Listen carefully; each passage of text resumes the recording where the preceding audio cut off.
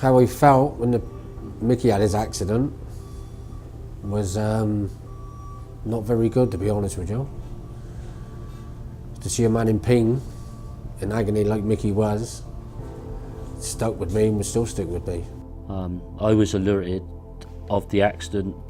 Somebody came into the office, one of our engineers, and I could tell by his sort of body language and that it was sort of quite a serious accident. You feel helpless. You get a phone call that just comes out of the blue saying a major incident's happened and there's someone that's got critical injuries. At the time, we scrambled a team to immediately see if we could help and provide the care necessary in the immediate sense. Of course, in your mind, you're questioning why all this has happened and what can you do. At that point, you feel very reactive, and you're trying to do the best you can to solve the problem. The damage is done. Where I was when it happened, I was walking through the site on a separate part of the site, and one of the machine drivers started shouting over to me. I knew there was something wrong just by the tone of his voice, as in the dumper had gone over, and I could see in the distance the dumper with the wheels in the air. So I made my way straight there, and as I'm making my way over, just hoping that no one is seriously hurt. But when I got there, unfortunately, Mickey was seriously hurt. When I finally got a call into the project manager on the site, I was told been a serious incident, a dumper had overturned and the operator was in a very poor way. The paramedics were on the scene at that time, but the air ambulance hadn't been called. By the time I got to the site, which was about an hour and a half after being told of the incident, the injured person had been airlifted to Southmead Hospital in Bristol with a suspected broken back and collapsed rib cage.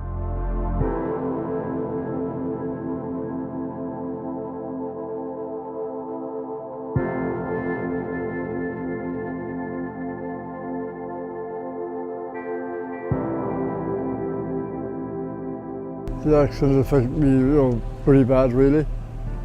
Everyday life, everything. Nothing is the same. The accident has affected my family as much as it affected me. Everything is, even it's caused a lot of friction in the household, you know. No matter what you do, you cannot do what you would normally do. But even get dressed, nothing, even eating wise, social wise, it's just one prolonged effect it has.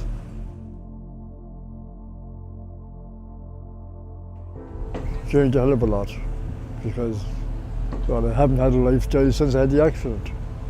Not in a million years you don't think of these things, do you? Even if you have an accident, you know, it'll only be for a week, a couple of days or a week. Not like 5-6 months down the line, still, you know, it's the same thing.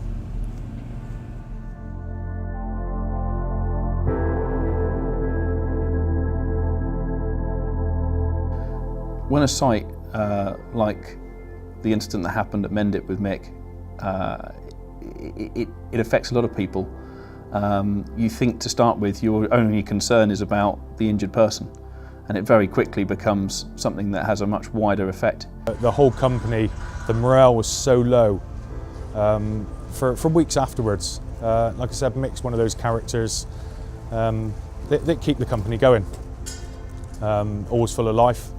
And to know that he'd been injured at work and he wasn't at work, and we didn't know when or if he'd come back to work, the morale was very, very low, very sombre in the office and on all the sites.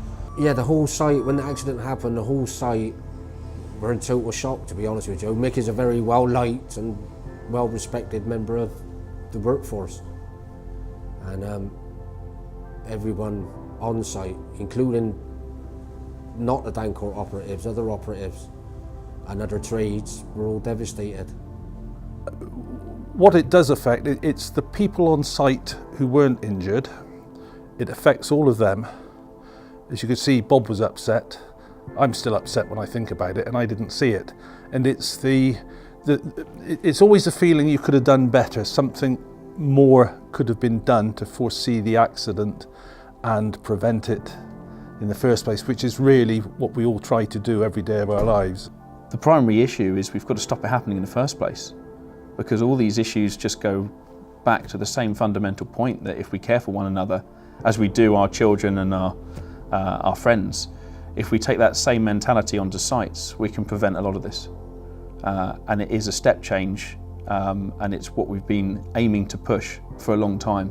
If I could give anybody any advice, is never take anything for granted. I walked around that site thoroughly the morning of the accident and everything looked normal. If I'd have looked a bit closer, would I have spotted something untoward? I don't know. I urge the lads on a daily basis to follow the instructions, to read the method statements, the risk assessments, and if they're unsure, stop work. We don't pay anybody to come to work to get hurt. If they ask the question and they are doing the right thing, happy days. If they ask the question, they're not doing the right things, it could save your life.